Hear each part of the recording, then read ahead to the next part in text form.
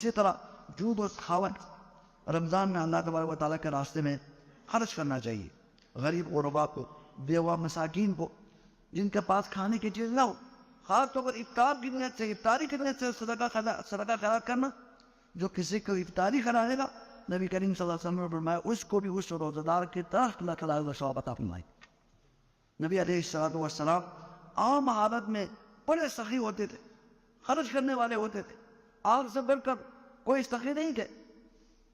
لیکن رمضان کے اندر جب رمضان آتا تھا، یہ موسم خیر آپ کو ملتا تھا، اور اس کے ساتھ جبریل کی صحبت ملتی تھی. جبریل آتے تھے قرآن پڑھنے کے لیے، زیادہ آپ کی ملاقاتیں ہوتی تھی، صبح شام ملاقاتیں ہوتی تھی، اور پھر قرآن کی طرف پڑھنے کا موقع ملتا تھا.